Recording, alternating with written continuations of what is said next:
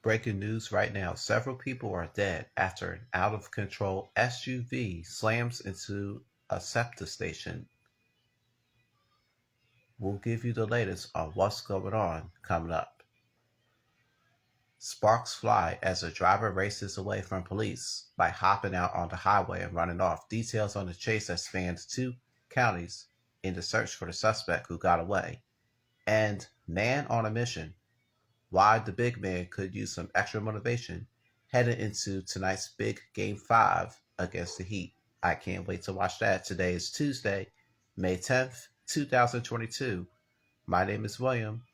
Let's get the latest on our weather and traffic with my sister, Larissa Abreu, and the return of my auntie, Chandler Lutz. Go ahead, ladies. If you're strapping up the sneakers for a run today, this morning, it is cool out there.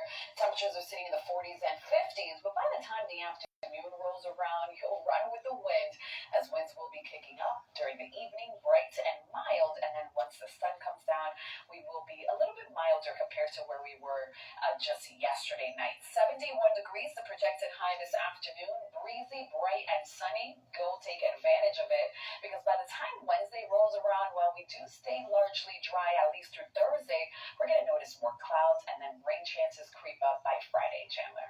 All right, Larissa, at least we are dry for your morning commute this morning. We'll start off by taking a live look where the Vine meets the Schuylkill Expressway. No construction to tell you about right now, so that's some good news. All lanes there getting by, no accidents, and volume is starting to pick up just a bit, especially as you make your way eastbound toward the city on the Schuylkill, but not seeing any major delays just yet. I want to take you to the PA Turnpike, though. We are following a new accident, a vehicle fire in the eastbound lanes of the PA Turnpike, blocking the right lane from the Fort Washington to Willow Grove exit. This just came into our report, so you're not seeing any slowdowns just yet, but we'll keep you updated there as that right lane remains blocked. Also, still a ton of active construction on the Turnpike at the Ready exit, Morgantown, Downtown, as well as the Fort Washington area. Thanks, Auntie Chandler. Back to the breaking news that we've been following for you this morning. An out of control SUV has been plowed right into Kensington and Allegheny. That's where we'll find my auntie, Lakeisha Bailey, live at the scene of the crime right now. What can you tell us there, Auntie Lakeisha? And a pleasant good Tuesday morning to you. Not many people could say that they could even imagine happening here. Now, right now, the medical examiner, they just arrived on scene. We're outside of the Allegheny and Kensington station, where they have just removed 3 bodies from where this crash was. And now, it did take some time, and officers are telling us that the bodies were just so mangled that it took a lot of time and along with a lot of manpower to remove them from the scene. Now, I want to take you to some videos showing what was like just earlier this morning. Now, we're told that this crash happened just about 2 o'clock. Luckily, there was an officer in the area that was able to capture everything on police cam. We're told that this car was driving at a very high speed coming from F Street, which is only about a couple blocks from where this train station is, and somehow they jumped the curb. Now, witnesses say that they saw everything unfold. So I was standing across the street, and that guy came through the intersection doing about, I don't know, maybe 100 miles an hour or better. And I saw him hit the median, jump over the median, and crash into the wall. I didn't realize he hit so many people. I didn't know he hit anybody. As soon as he hit the wall, I said, man, he's got to be dead. They're all dead. Whoever's in that vehicle is dead. Just a very surreal moment. Once again, you're looking live out here at the station where you're seeing officers where they just removed the bodies from this location. But we want to also show you just how great this impact is.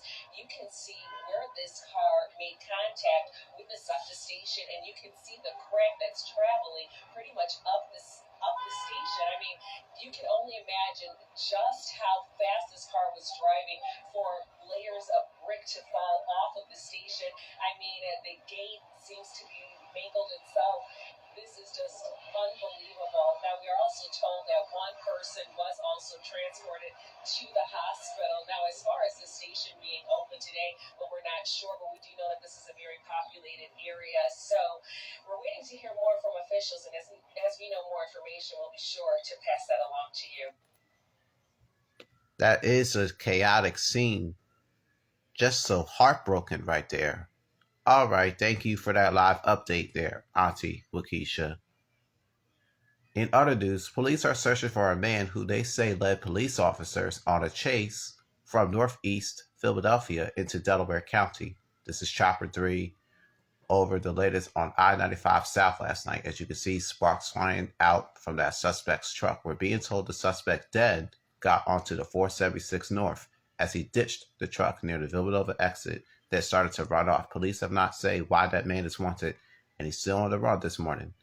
Also new this morning on Eyewitness News, 2 young girls lied about the abduction in Strawberry Mansion, as initially reported. We're being told that the girls are ages 11 and 12. They lied about being kidnapped. Then they made their good escape, but that good escape turned into a bad escape. Video from traffic stop from lacrosse team explains that police searched their luggage and people are still looking for drawings right there. So I don't know what's going on to this very day, but we get the latest from Siafa Lewis, my uncle, as he reports with that news story.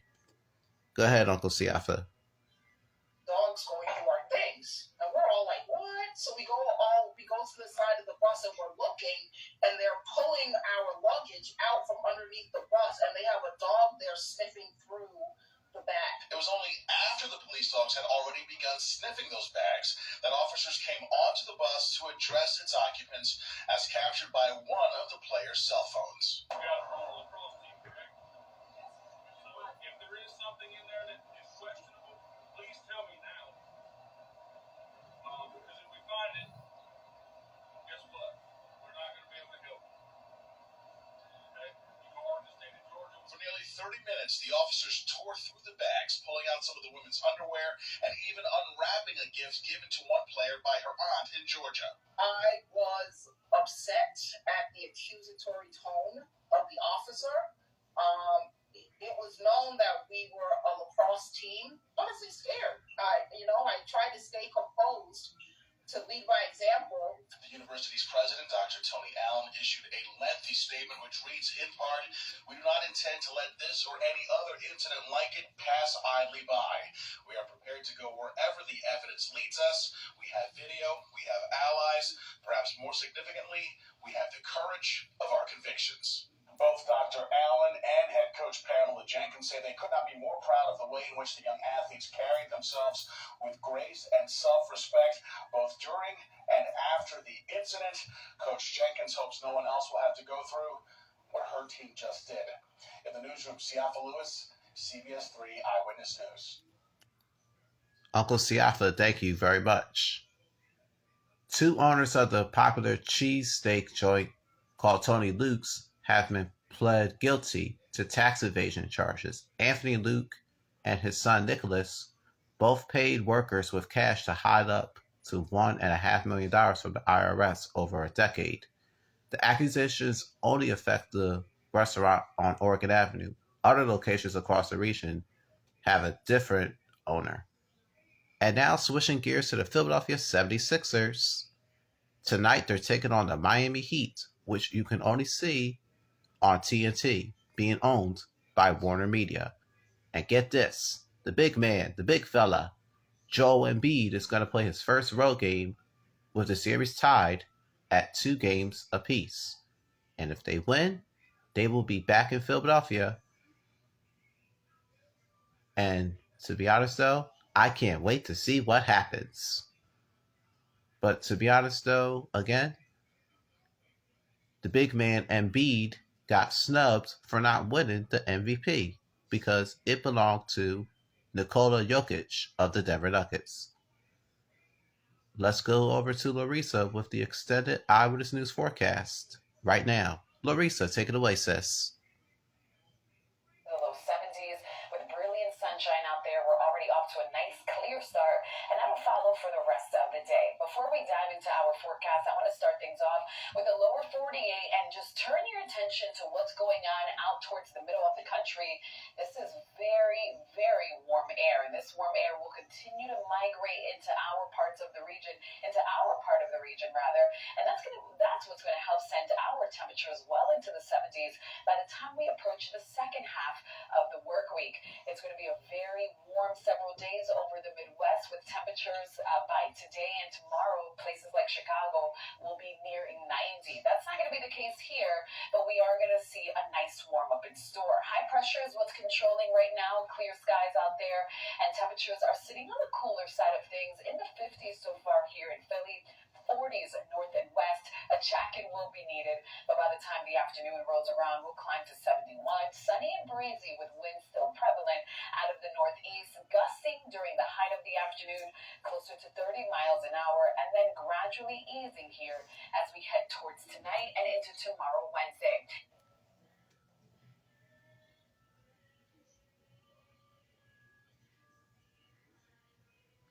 The warm weather roller coaster continues. But just take a look at that 79 degrees on Sunday. My, oh my, oh my. Thank you, Larissa. Coming up, sounding the alarm. A new alert from Philadelphia's health department.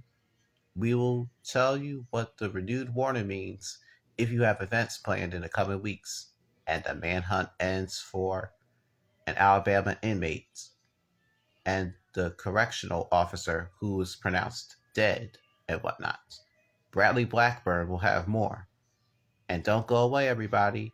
This 6 a.m. broadcast is just getting started, so